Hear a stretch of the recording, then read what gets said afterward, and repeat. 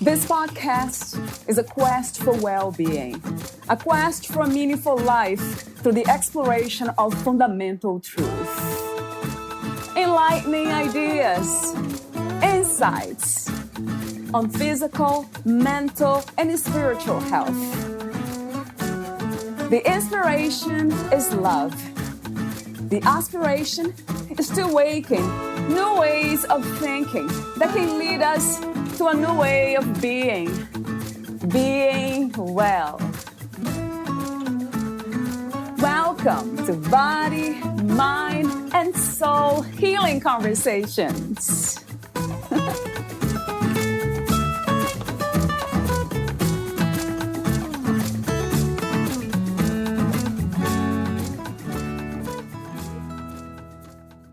Thinking about universal consciousness as God or all that is may seem totally abstract and difficult to comprehend. But once you begin to understand how one universal consciousness is primary, and that our personal consciousness is a part of that infinite ocean of consciousness, and that consciousness is creative and creates the physical as well as the non-physical, and that the universe, therefore, is one wholeness and is alive because consciousness is the same as life, and that the one consciousness is good and desires the experience of life to be good because that is the true expression of wholeness, then you begin to see how the universe and the workings of the universe make complete sense. The universe and God can be understood and related to. Well-being is holistic and includes all aspects of you, body, mind, and spirit. Awakening is and should be all about achieving greater well-being. That's a very good thing, and the goal of awakening should always be a happier, healthier, more abundant you. Valeria interviews Raymond Pash.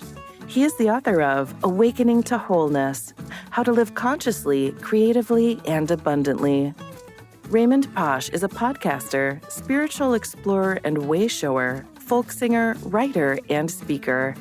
His podcasts are Our Spiritual Life, running 4 years as of December 2023, and New Ways of Being, launched in November 2023.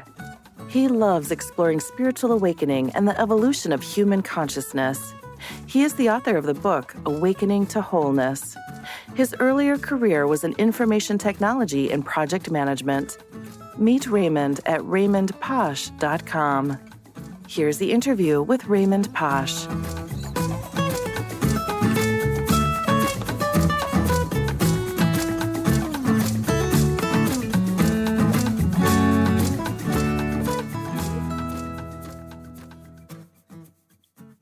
In your own words, who is Raymond Pash? Well, yes, my name is Raymond Pash, and you can call me Ray. But to tell my story real quickly, I grew up on a farm in Missouri. I was very close to nature as a child.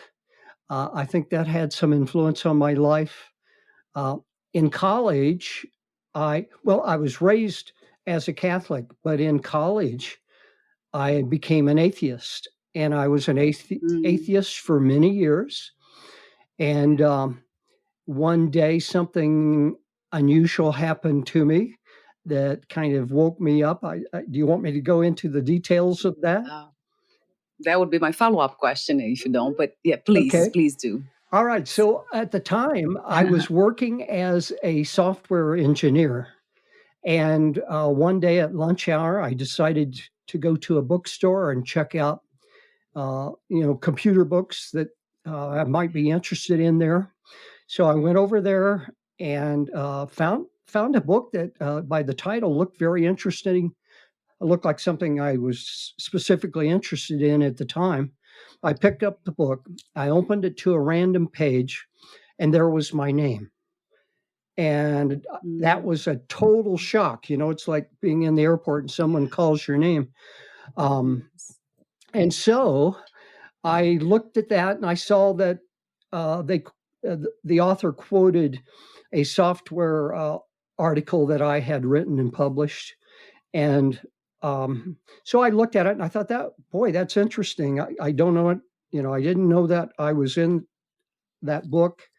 I looked at the price of the book and it was quite expensive, $50. And I thought for a minute about buying it. Oh no, I'm not going to do that. And then, but I changed my mind. The next day I decided, well, I am going to go with that book.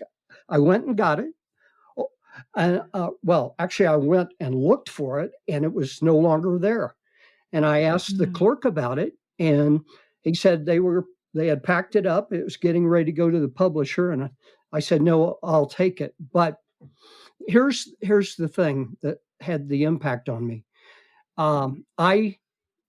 Again, at the time I was an atheist, and all of a sudden this happened, and I just had this very strong intuition that it was more than just a coincidence, that for some reason the universe was getting my attention and saying, hey, look at this.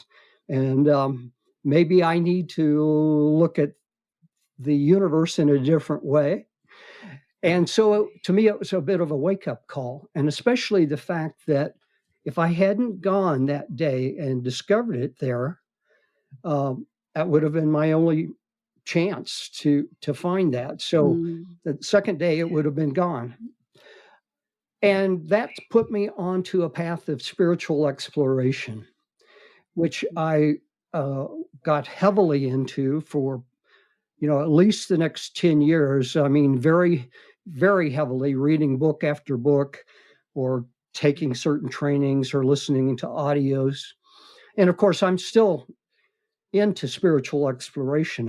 I very much am into learning, and the spiritual aspect is important to me. But so at that time, I suddenly got woken up to spirituality, or at that time, it was more the possibility that the universe is much more intelligent and personal than I realized. And so I was discovering that. And in my exploration, I learned a number of different things that became very important for me and influenced my book that I published 4 or 5 years ago called Awakening to Wholeness. But I had a career in information technology. I retired and in project management as well. And I retired from that a few years ago. And I started doing a podcast, which I published for 4 years. It's called Our Spiritual Life. And it was about spirituality in general. And in the last few months, I no longer put out new episodes on that podcast. I am putting out episodes on a new podcast called New Ways of Being. And that was all because I wanted to focus on what I realized is very important for me, and I think for the world today, that we need to step into new ways of being. We need to be a new kind of people in the world, and I believe strongly that there's evolution of consciousness happening. And so my podcast that I'm doing now is very much focused on that. And I can tell you about much more that's going on in my life, but let me stop right there. And that's kind of brings me up to where I'm at today. Right. Yeah, thank you for sharing that, Ray. I did read, of course, and I have some information about you, but for the sake of making the podcast clear to listeners, I ask these open questions. Yes. Sure. You said something interesting. You said, just paraphrasing you, the universe is more personal than we think. And to me, the realization is actually quite the opposite. We are more universal than personal than we believe. Mm-hmm. It's more like that we are life itself in the universe itself. Yes. And not personal at all. But we believe to be a person. And that might be the root cause of most of our suffering. I really feel that way. So, yeah, you're about to say, do you want to make a comment on that, Ray? Well, so in answer to that, I've had some spiritual teachers along the way that have talked about the universe being impersonal, but there's two different perspectives on this that I understand now, and for the what I believe is that there's a universal consciousness, and it's a singular one consciousness that in our essence we are part of. Our consciousness is a part of a greater consciousness. And so at one level, the universe is impersonal. It is unfolding. It has intelligence and life throughout the universe. And so there are aspects to the universe that definitely are impersonal. But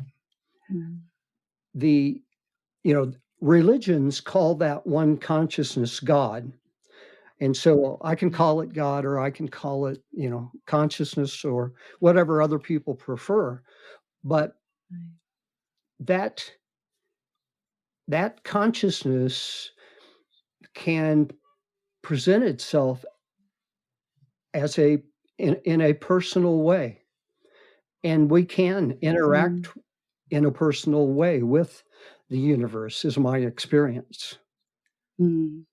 Yes, it feels very much like that. Of course, from the bodily sensations and thoughts, like I do, I have been exploring this for a long time too. And I have been kind of exposed to the idea a long time ago that we don't create our thoughts. Right. And then I have been since then experimenting with that. Uh-huh.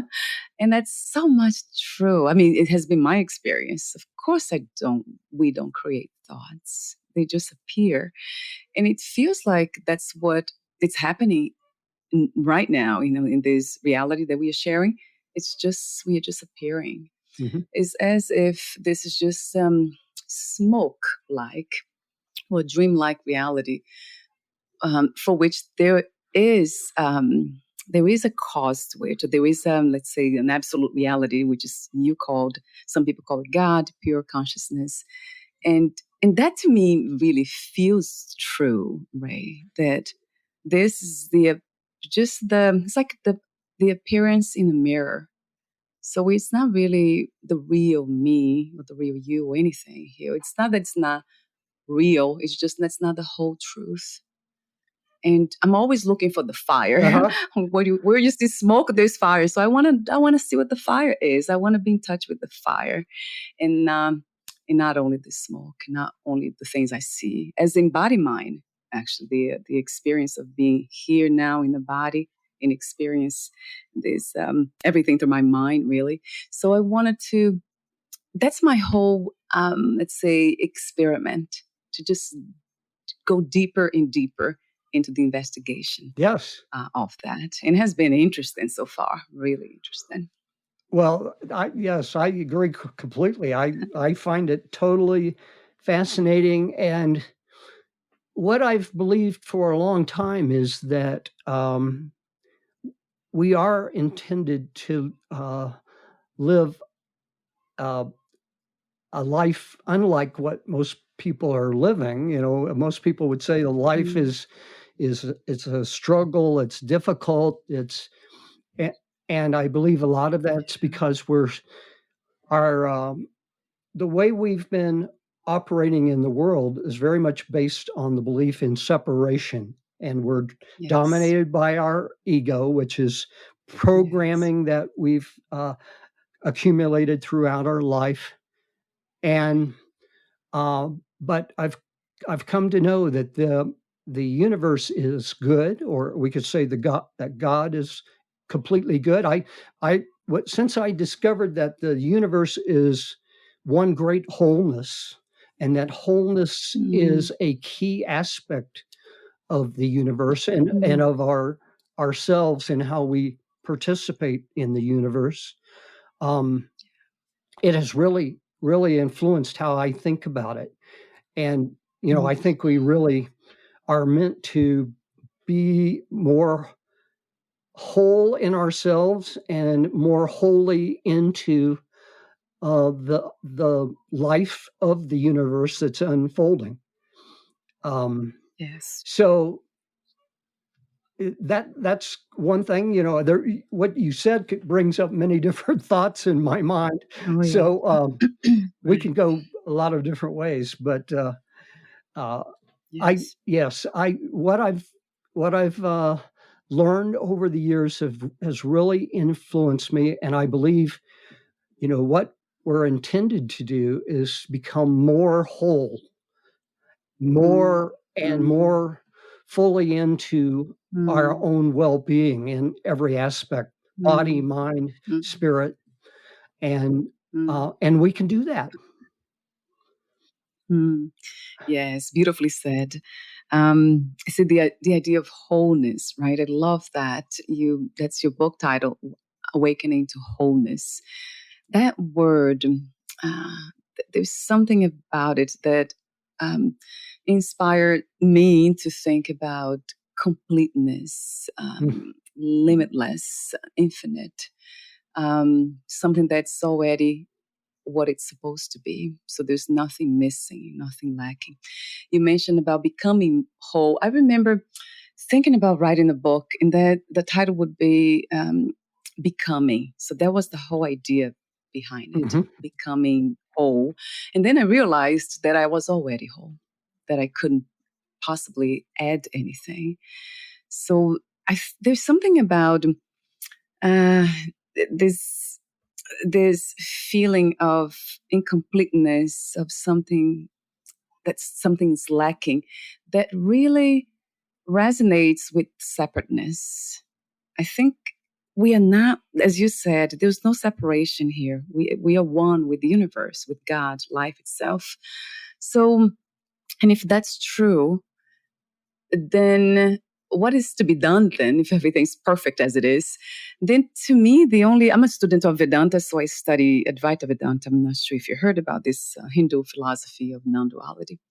So they are very clear with the teachings. They say the only thing we can do is to polish the mirror. It's basic to clean up, clear our minds so we can, it's almost like polishing the lens through which we see the world in ourselves. It's the only thing we can do, really. So it's not really that we're already what we are looking for, but we don't have the right lens. We are not seeing through clean, clear lens. So that resonates with me as well. What do you think about that? Well, I think that's a very good way to express what I've learned, and I think I understand what that is saying. And in fact, there's been a number of books that have really influenced me greatly. But and I've followed a lot of what Deepak Chopra has to say, and he's published this wonderful series of newsletters on LinkedIn called Reinventing Life. And in that, he really helps people understand that consciousness is the source of everything, and he uses the word wholeness to refer to when we can get to the level of insight. I would say understanding, but one of the keys is to it.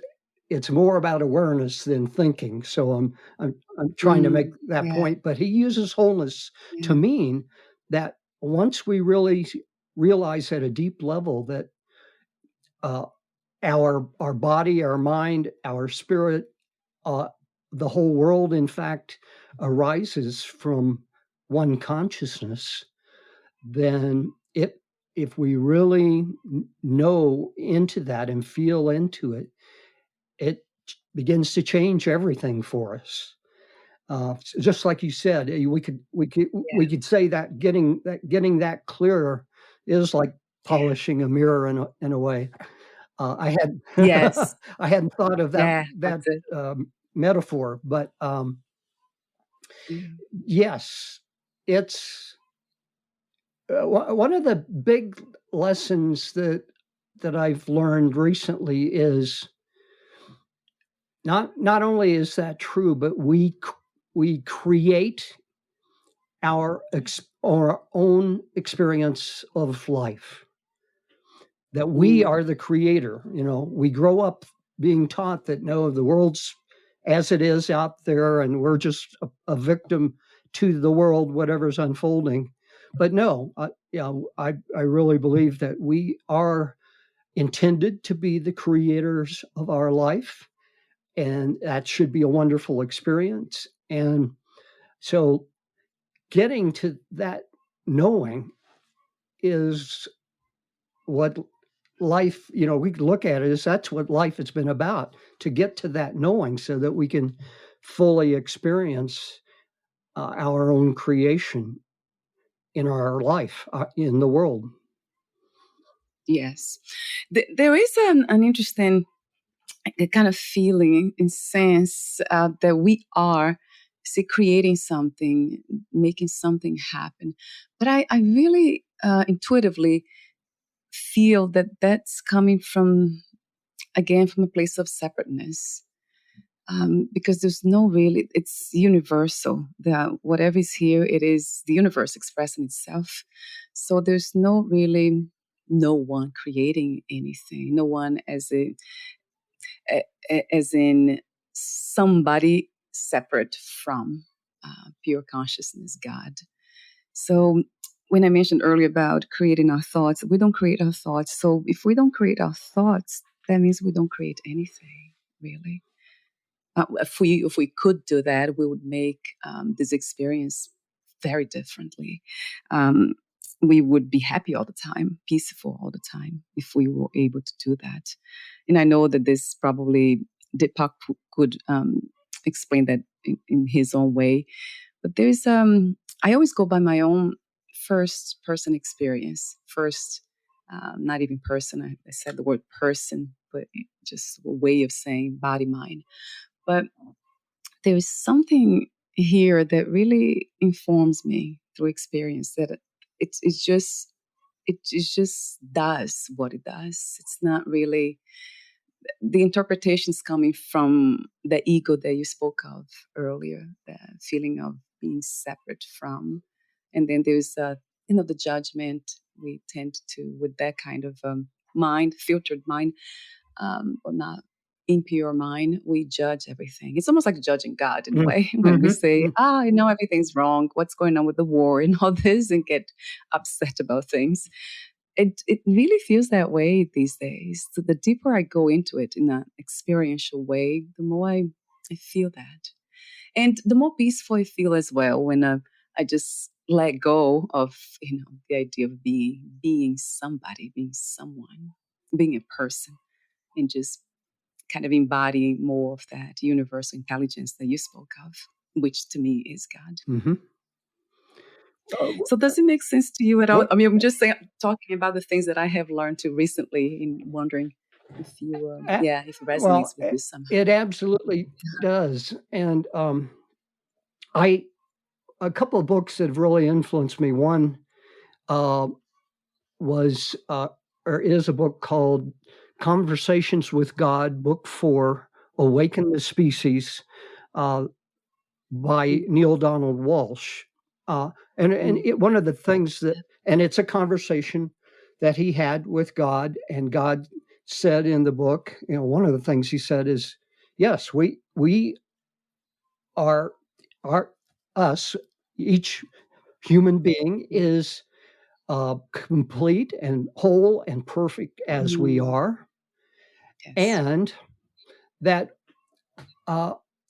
and God individualizes, he creates us as individuations of universal consciousness, one consciousness of itself, in other words, of God. And so through us, I believe that God is experiencing an individualized life on earth in form. Mm. And of course, God as in entirety is without form, but God is experiencing and experiencing form through us. And one of the things that he wants us as that individualized being to experience is creation. The process, creating is the most incredible thing we can do in life. Or to say it another way, to participate in creation with the universe. All right. And I agree. So I'm agreeing with you. It is that. And another book that greatly influenced me is one I've been studying over the last 3-4 months, a book called The Wisdom of the Council. And it is channeled wisdom. And the channel is Sarah Landon, who put it into book form and published it. But this wisdom from the council, advanced beings somewhere in the universe that she channels, they share so much wisdom, and it just has spoken to me so strongly. But one of the big things they emphasize is that we are meant to participate in creation. And one of the things that they talk about throughout is a way, something very important for us to do in order to reach that stage of participation is to open and allow, simply open and allow spirit to work through us in form. So, yeah, this is a topic we could get off into yes. a very long conversation. Yeah. For sure. No doubt about it. I love these conversations. I have to tell you, I love them. It's every time I hear you saying, creating with the universe or God. And so that's those words, the way you phrase it, already implies separateness. It's interesting, right? To just notice every time I say I, like, who is I? Who am I? Yes. You see, the I is really the universe. That's God.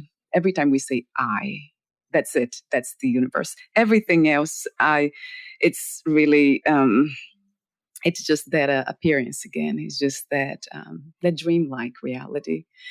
I really don't feel like we are experiencing this as something separate, co-creating. That also implies that there is free will. I heard a lot about that too. Mm-hmm. But I always go back to freedom. I always go back to fundamental truth. So who needs free will when we are free already? We have freedom. So that's available because we are whole. We are already where we're supposed to be.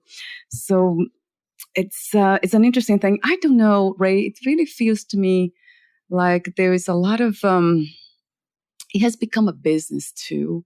This spirituality and all these messages. I just see that clearly as well. I've been doing this for a while now, and I have written books myself, and I have interviewed so many people.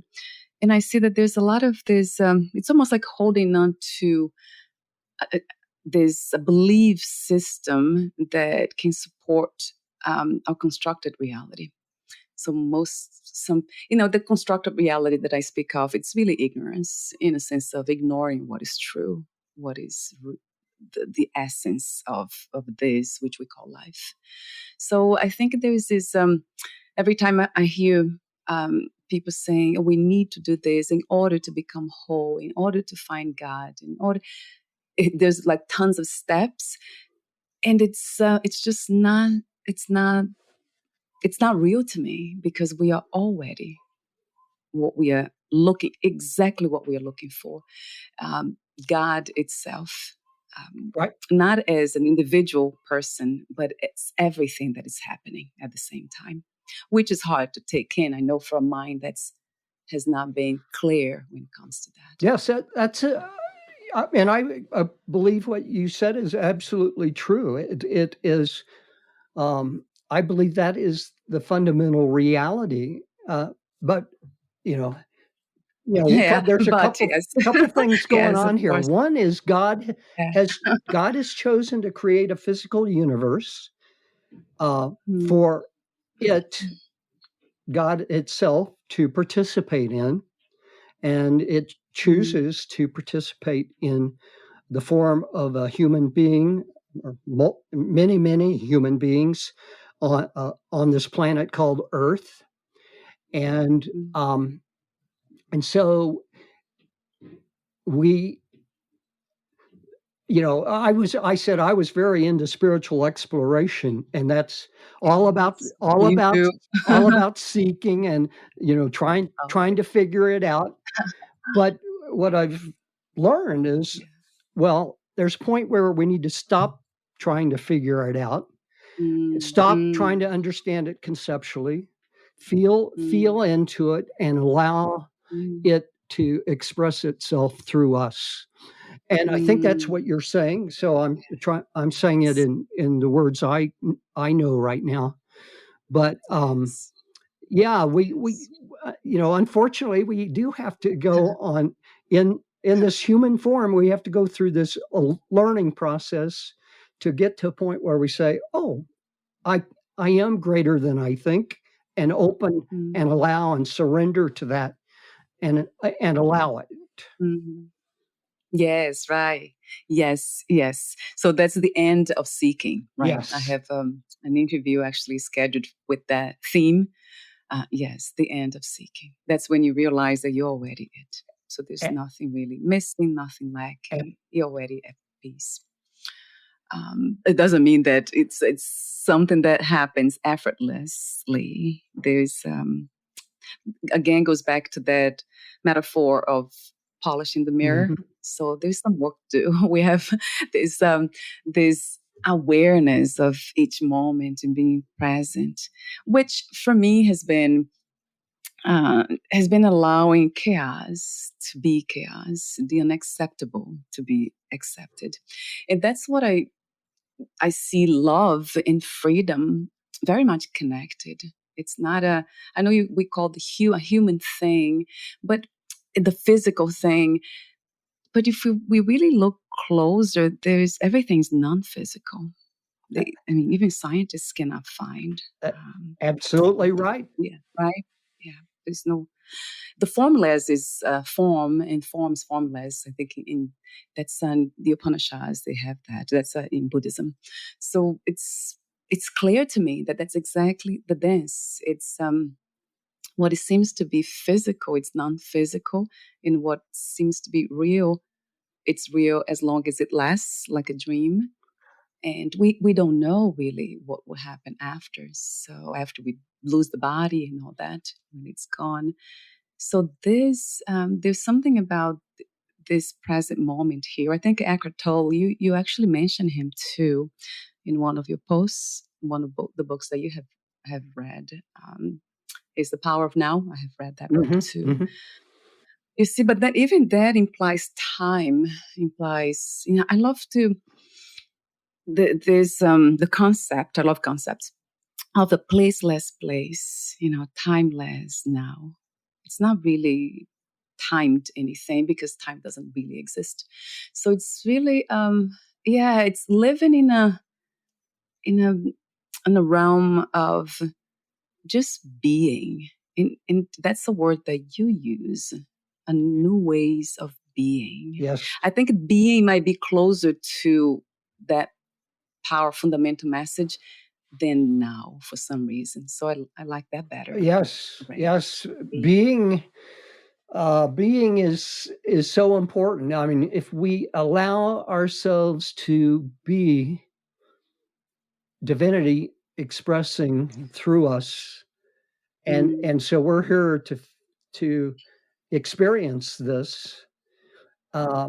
But yeah, those two words actually go together. Being means we have to experience it. We don't think about it. We Yes. don't do it. Mm, We have to yeah. experience it and feel it right now. Yes. That's it. Yeah. That's the if we have to use words, right? Language to Right. express something that we can't really express with words or concepts. Right. Yeah, the being that really resonates with me. Yes, just being, and you do. I love. I mean, I have to say, love for what you the way you label yourself, spiritual podcaster, way shower, voice of love. That caught my attention immediately when I saw that on your website. So I just mentioned earlier, my idea of love. So love, freedom, it's one and the same. They're not detached. Everything's connected, really. But there's something about this idea of love when it's seen through the lens of humans who believe that they are only physical entities.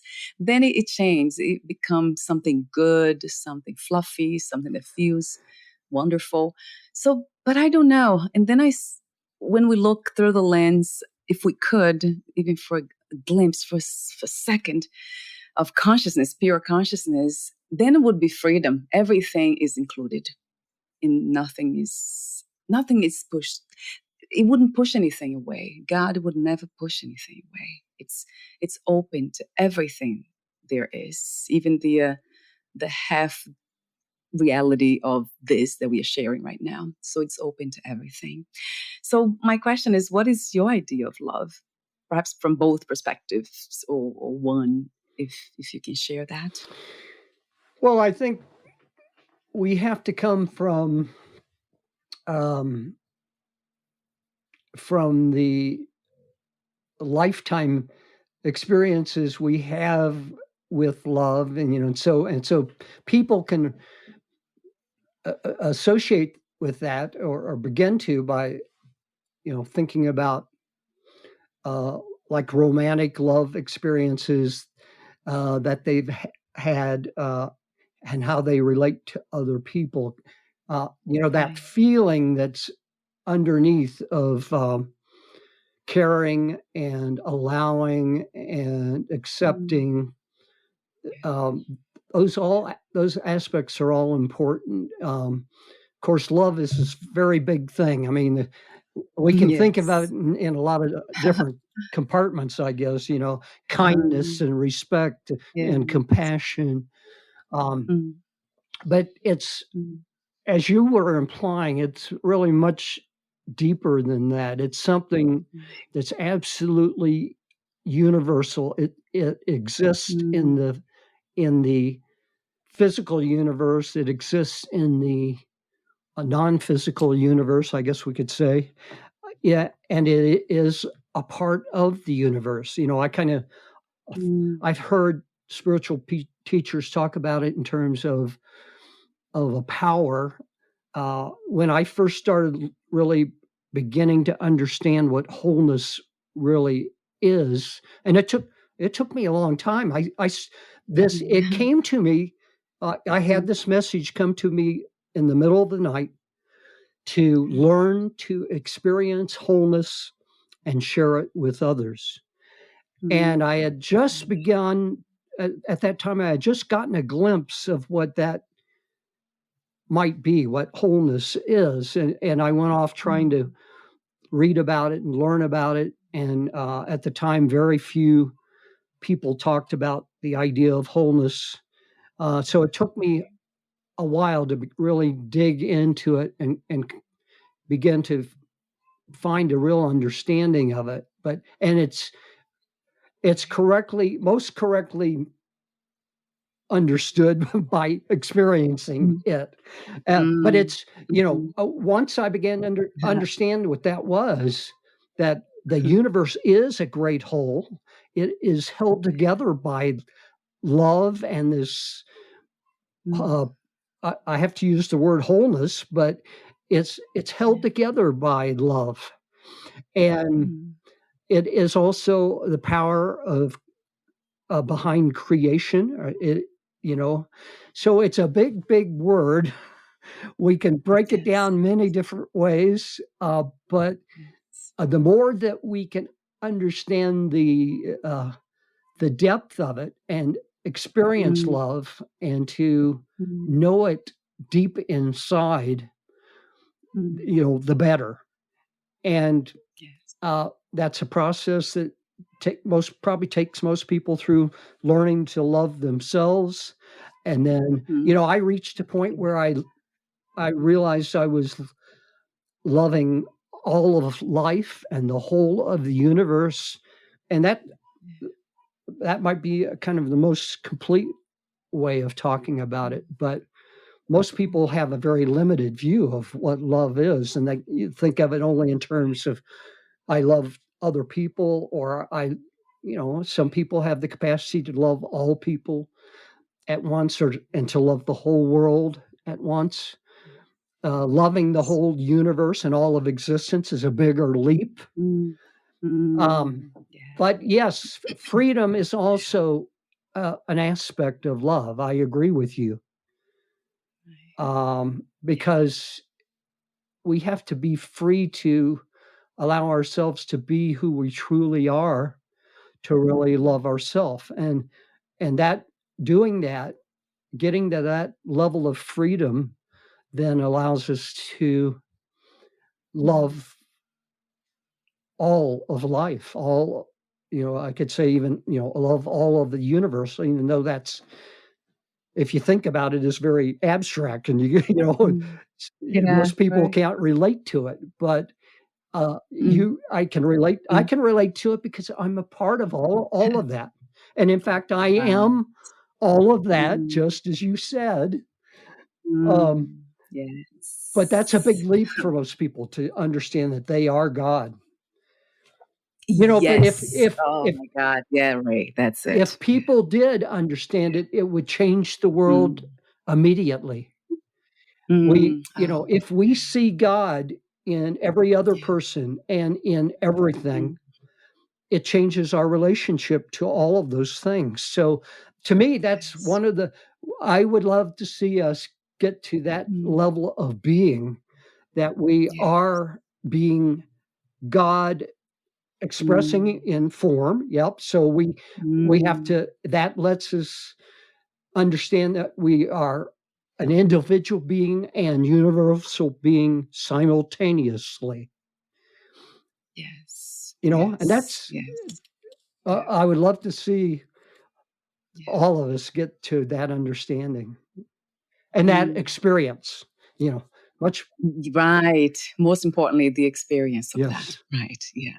Being. I love that. Yeah. The being really, it really talks to me, because then we rely on our own experience, intimate experience of reality, of existence, in trying to understand with our minds, which is fun too, isn't it? Having this conversation, Right. reading all the books, and it's a lot of fun for me. But then that's where I draw the line a lot of times. Okay, this is fun, but it's not really. Right. It's just words, and Ray and I, we are just not. It's not you and me. It's just one thing happening here. There's no two really. So going back to the idea of wholeness, that word, that's another word that is just opens my heart, my human heart here. So being wholeness, and you mentioned them all, love. So I had an interesting experience the other day. The time change, it's called daylight savings. Yes, right. That they have this change. So I live in Florida. I guess some states in the United States, they don't change the time. I'm not sure, but here they changed about 2 or 3 days ago. And then at the same time, we had a construction happening around. Like somebody was changing the house next door, changing the roof. Oh my God, that was. And I'm a night owl, so I went to bed late and I didn't realize any of it. And then in the morning I had to wake up, and then I need to sleep, and the noise was there. And then I was kind of I was asking for truth, because that's what I do as a prayer, as a form of meditation. I ask, what's the truth in this moment? What am I to see? What thoughts can I have, can come to me that can help in this moment? And then a thought came of being grateful to be able to hear anything, hear any sound. So the experience of sound in the first place. So, and then said to me, "Oh, think of it as if it was nature, like thunder and lightning and heavy rain." And that helped me to go back to sleep amidst the chaos. Um, and then later on in the day, I was really cranky. The body, mind, they were just all over the place because of the not enough sleep. And then I also realized how important sleep is. And in a way, it's another message came to me as if we need that almost to recharge in a sense of resetting what we are not aware of, that we are non-humans. So most of the time we are under this belief that we are humans only, and we forget the other part. So perhaps sleep, that's the way that we recharge, by going back to the unknown and being universal again. And then, Ray, what came to me, another thing was gratitude. So the only thing that really kept me going throughout that day was gratitude. I was not happy. I was not in love with anything. Love was not there. Happiness, those feelings, kindness is always there for some reason. Maybe because I practiced my entire life to be kind. But gratitude, being grateful for the simple things, just being here. That word again, being, just being here. So in the end, it's almost like gratitude would arise as soon as we realize that we are God. This is a universal experience and not personal. It feels like gratitude would be the next human feeling, the guiding principle for the so-called human experience. I don't know. Does it resonate with you at all? It does. Gratitude is a very important attitude and feeling. And I know a lot of spiritual seekers that, who have a practice of gratitude, and that's a great thing. But if it's the kind of thing that, to me, it's opening to it naturally when you can stop and allow yourself to appreciate yourself as a being in your beingness, and through your senses you sense the world around you. And like, I'm looking out my window right now, and there's this beautiful tree. We had a snowstorm last night, so it's covered with snow, but it's quite beautiful. And to simply appreciate that, have gratitude for that, and have gratitude for being alive, for being in the experience of life, is so important. And one thing I want to mention before we run out of time is you talked about wholeness. And so wholeness is a very big thing. Many people use it just to mean like physical and mental health. But wholeness in its true sense is the completeness and the perfection of the whole universe. And so another word that goes with that for me is well-being. Wholeness and well-being, the more that we can appreciate all that we are in, and that word all is important as well. Appreciate our whole nature, body, mind, spirit, and how they are all one, interrelated. I think the more we can grow into that wholeness and understand ourselves as a whole, and the universe as a whole, and the world as a whole, and nurture that wholeness, then we become healthier beings in every way.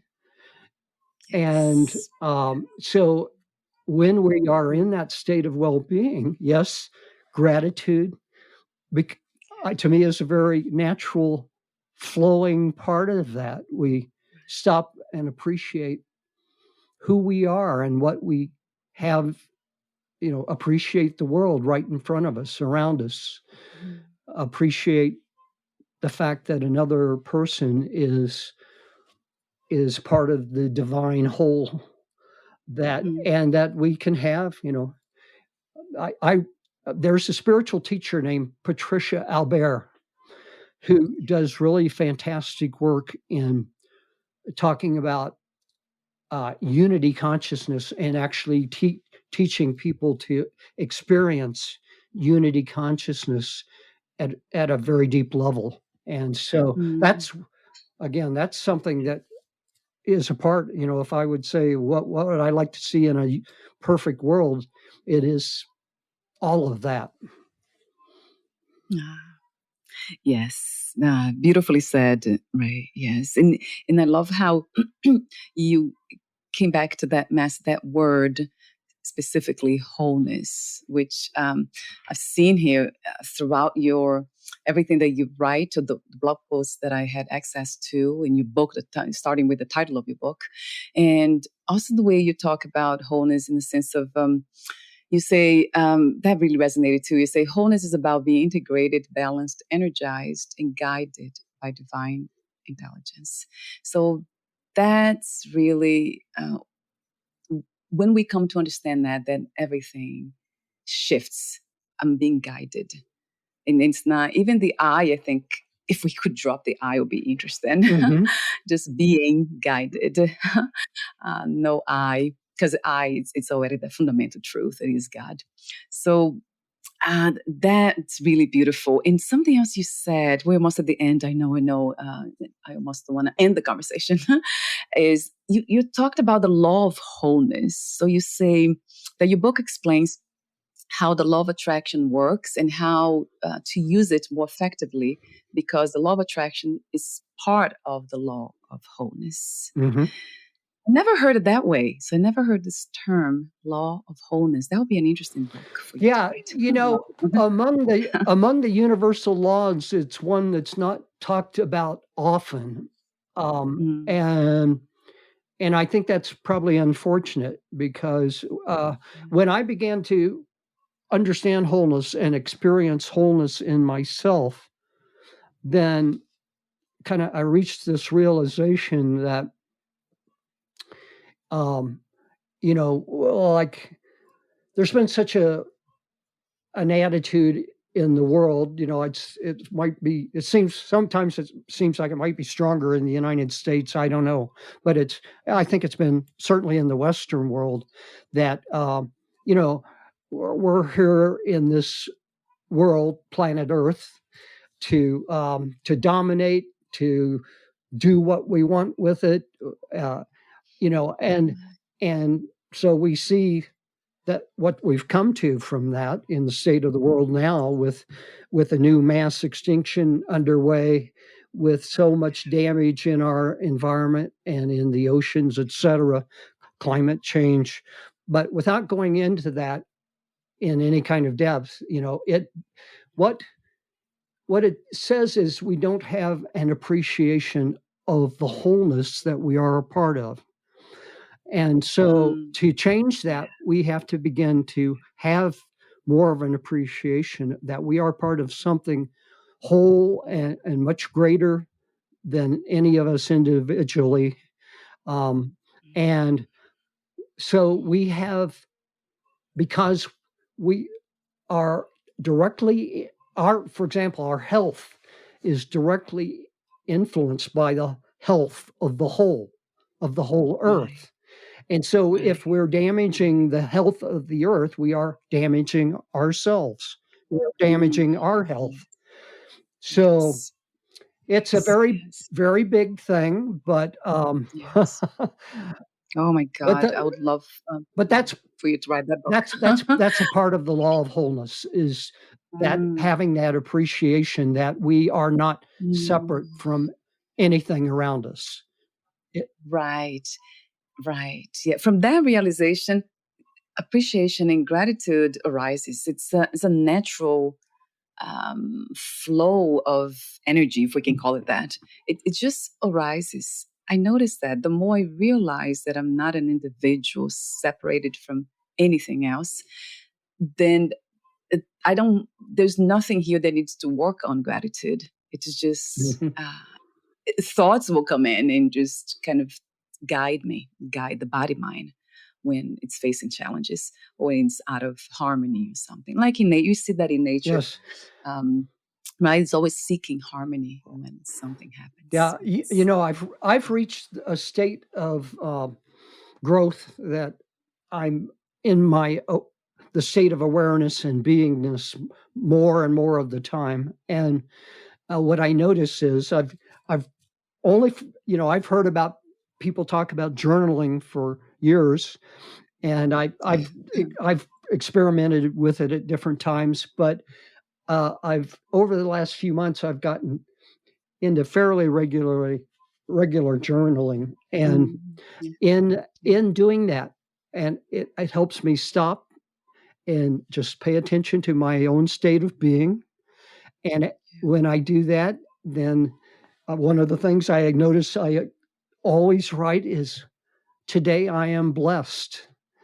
I have, I'm grateful for this or this or this. I'm great. One of the things I wrote this morning was I was grateful seeing the birds that are outside my door. They were eating seed that I had put out. And, but you're totally right on. Gratitude becomes a very natural part the more that you are in a state of being. Yes. It doesn't surprise me that we have these beautiful thoughts, like you write, I'm blessed, I'm grateful for. Yes, that makes a lot of sense. That's coming from that place. And it feels always fresh too. There's something about that. I think the more we journaling too, as a practice, I see that, and it's so clear to see the thoughts that are stagnated. It's almost like the old recorder just playing back the same thing, just repeating things. And we clearly see that somehow the body, mind, the mind, it's not separate from God, but there's something about the mind as a tool that it loves recording things. It's very sticky. So it's important to realize that too. So we know what is. What I've learned about journaling is that it is a very useful tool because it balances. It lets us use thinking. If we approach journaling, and you might start off many different ways, but if you quickly move into a more of a state of awareness or beingness, that journaling then is a nice way that we shift into mind for thinking about something and what we want to write down, and it becomes a powerful way to use the mind while being in a state of awareness. Yes, it really, really, really does. Becoming more aware or turning our attention to something else. Because a lot of times we see that with depression, anxiety, negative thinking, that people they focus the attention, which is consciousness, God, kind of focusing on only specific thoughts over and over and over again. So it's journaling. That's what happens when we write. There's so much power there. Something happens and we see the possibilities, that there are so many other possibilities for shifting attention. So much more that we can do with our attention, right, instead of focus on one thing. Oh, excuse me. So we're almost at the end. It has been wonderful to talk to you, Ray. Thank you so much for your presence, for being open to this conversation too. Thank you. And thank you for having me here. I've enjoyed our conversation as well. It's been delightful. And, I would just add one thing to the audience. Awareness is important. I mean, if you're looking for ways of how to step more into beingness, it begins with being self-aware. And so there are many different ways to approach that. Journaling is one way. Meditation is certainly the way that most people use or mindfulness to shift into awareness. But anything that helps you expand your awareness and helps you be in awareness as opposed to thinking Those are two different things. So it's shifting into out of thinking into being aware.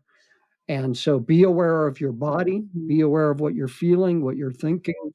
But awareness is the most powerful thing to work on at any given time. Yes. Gosh, yes. Beautifully said too. What an insightful message. Right. Awareness will eventually show us the truth. That's really the path. It is awareness. I absolutely agree. So I want to mention again your book. The title is Awakening to Wholeness: How to Live Consciously, Creatively, and Abundantly. You also host 2 podcasts, Our Spiritual Life and New Ways of Being.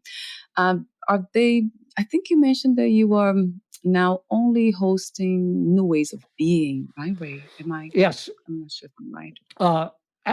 Our Spiritual Life is still out there, and 108 episodes available for listening if you're interested in learning about spirituality generally, or hearing conversations with other people talking about spirituality. But all of my new podcast episodes are now being done in New Ways of Being. And again, my focus is on the being and helping people appreciate what that is and how that can change their lives. Yes, beautiful. So your website is raymondposh.com. So I'll have the link clickable on the podcast notes, so it's easier that way. And also the book link will be there. One more question for you, Ray. Do you also offer guidance in the sense of coaching, spiritual coaching, or anything like that? Do you meet people one-on-one? Currently, I do not, but I think that is coming for me very soon. I think that's a part of what I'm being guided to do. I went through a big shift several months ago of, stop trying to force things to happen and to let the universe guide me. And I know that I'm going to be offering services soon, but I've not announced that yet. Okay, that's wonderful to know. Yeah, that question came to me for a reason, I see. Yeah, thank you so much again. That would be wonderful to have you within that realm of coaching, spiritual coaching. It's very much needed in the sense of shifting from belief, faith, even trust to being guided, to knowing what we are, not who we are, but what. Thank you so much again, and for your beautiful presence and timeless wisdom. And we'll talk again. We'll be in touch again. Thank you. Thank you. Bye for now, Ray.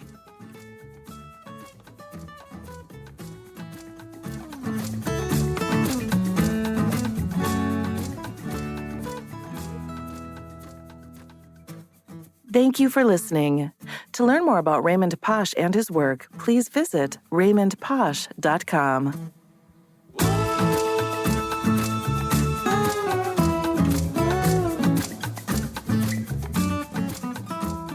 To learn more about this podcast, please visit fitforjoy.org/podcast. Thank you again for listening, and bye for now.